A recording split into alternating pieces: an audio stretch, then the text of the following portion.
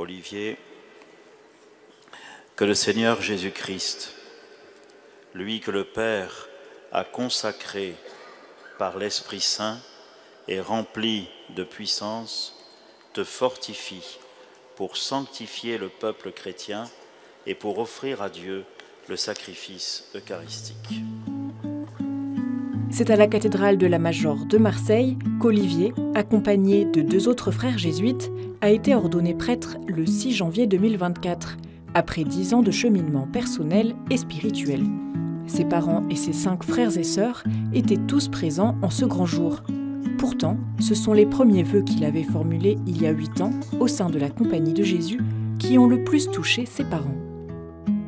Quand il a fait ses premiers vœux, on a finalement aussi vu toute la délicatesse avec laquelle il avait été entouré et avec laquelle il serait entouré dans cette, entre guillemets, nouvelle vie, dans cette communauté. Et on s'est dit, c'est bien pour lui. Il a fait un choix qui le conduit avec... il pourrait être heureux, il pourrait être en paix, même si c'est radical. C'est un moment qui est bouleversant. Toutes les familles pleurent, en fait. Parce que c'est un moment très dépouillé où lui, à genoux, il lit le texte où il dit, ben voilà, je te promets chasteté, obéissance, pauvreté, obéissance au pape. Bon, ben voilà, c'est quand même pas commun. Donc, quand il fait ses vœux, on est à la fois ému, mais en même temps, moi, ça m'a rassurée. Je me dis, ben voilà, il est bien, c'est son choix, il a posé un acte, ça y est, c'est fini. Chez les jésuites, lors des premiers vœux, le novice devient religieux. Certains se préparent ensuite au sacerdoce, comme Olivier, un cheminement pendant lequel ses parents ont continué à l'accompagner jusqu'au jour de son ordination. J'avais compris qu'il était vraiment religieux. C'était la première caractéristique, c'était devenu, après ses vœux, un religieux. Après, on a regardé, bon, un jour il nous a dit, bah, je vais prendre le chemin pour être prêtre. On a dit, ok, si c'est ta vocation, fais-le. Mais là, on n'a rien à dire.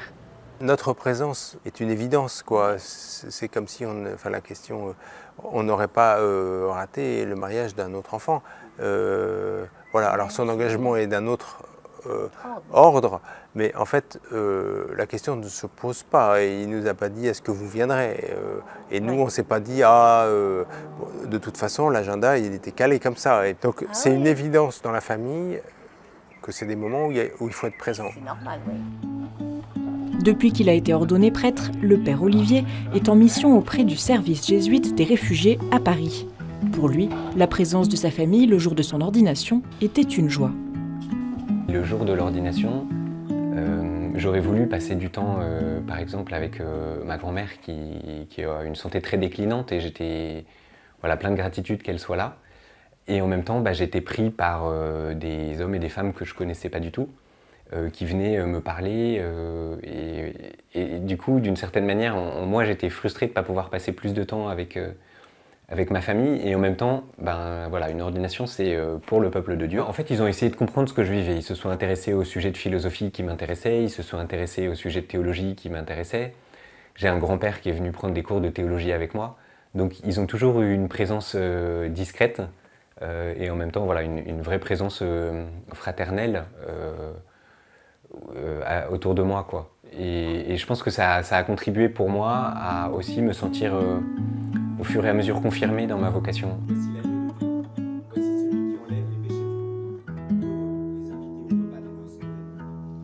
C'est une très grande joie pour un consacré, un prêtre, d'avoir la présence de sa famille, parents, fratrie, famille élargie, le jour de l'engagement définitif.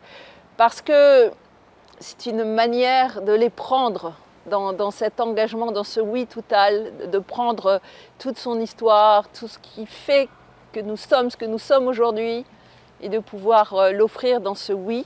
Donc la présence de la famille des parents est très importante. Et en plus, je pense que pour la famille, c'est aussi un moment où, dans un acte liturgique, parce que le plus souvent c'est au cœur de l'Eucharistie, eux-mêmes vont être pris dans un mouvement qui est beaucoup plus grand que leur propre histoire familiale, de relation avec leur enfant, dans le mystère de l'amour de Dieu, de ce don dans son Fils, et qu'on renouvelle par le don de notre être. Et je crois que ça fait du bien à tout le monde d'une certaine façon, à la fois aux parents, à la famille qui vivent ce oui définitif à un moment liturgique avec d'autres, en église, d'autres témoins. Et c'est une joie profonde, c'est sûr, pour le séminariste, le diacre ou pour le ou la consacré, oui. Quand on suit une vocation, ça veut dire qu'on quitte. Hein, on pense tout de suite à Abraham, va, quitte ton pays, vers le pays que je t'indiquerai. Et donc, il y a parfois un sentiment un peu douloureux d'une forme de séparation, qui est réelle, qui est vraie. Mais avec le temps, une autre relation, un autre type de relation souvent se met en place, avec beaucoup de profondeur, mais qui est autre. Donc il y a un lâcher-prise pour les parents. Il y a d'une certaine manière le fait de laisser son enfant tel qu'il est, et de le recevoir autrement avec sa nouvelle vocation et son engagement. Mais je suis sûre que des parents vivent aussi cette rupture quand un enfant se marie, part avec un autre, refait sa vie et fonde une nouvelle famille. Et donc, ce sont des étapes. Il faut du temps, mais vraiment la relation se renouvelle autrement, dans la mesure où on laisse la possibilité, la liberté, le respect se déployer.